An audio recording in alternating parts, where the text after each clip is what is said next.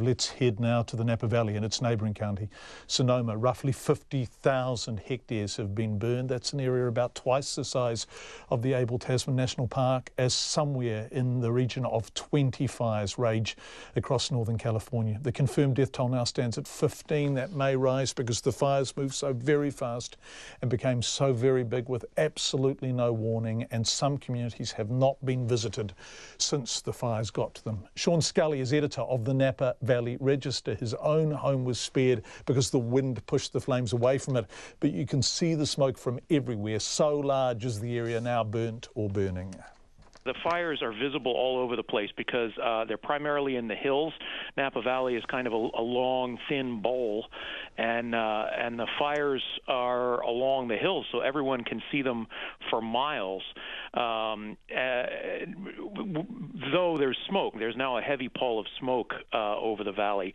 But that first night, it was very clear. The winds were blowing very strongly all day. It was a beautiful Sunday, no indication of any trouble except for these really strong winds, 30, 40-mile-an-hour gusts. And about 10 o'clock, people were starting to go to bed. Everything was fine. Then by 11 o'clock, all hell had broken loose. We had fires breaking out simultaneously at two ends of the valley. 3 or 4 fires broke out almost simultaneously, and we still don't know the cause. It could have been wind-related.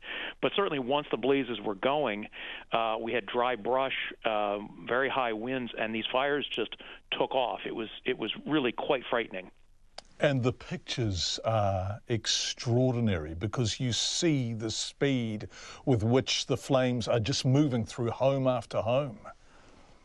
Yeah, absolutely. I mean, it's we had the wind. We're also coming out of we've just come out of a long, very severe drought, and so there are a lot of dead trees, a lot of dead brush, and there was just nothing anybody can do. People just had to flee for their lives, and there was no indication of it. You know, if it wasn't like a little blaze that sort of dawdled around a little bit and then exploded. These things took off instantly. In fact, where I live, a fire broke out not far. It was within sight of my house. I was up on my porch watching it, and then I watched as these winds blew this tower of flame up over the mountain, and that's what hit Santa Rosa. It burned about 1.5 miles down into their urban limits, destroyed residential areas. It destroyed some major commercial areas. It jumped a 4-lane highway or a 6-lane highway.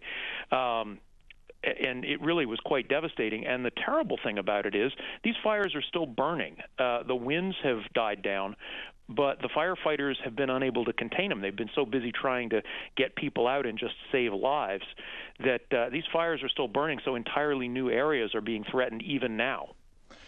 Sean, you described standing on the balcony and watching the flames, and we are very familiar with this because of Australian fires, which just across the Tasman from us. And it's the thoughtlessness, the arbitrary and random nature of fate. So one wind change, and it's your home, but then it starts going the other way, and there is no telling, is there, which way it's going to move?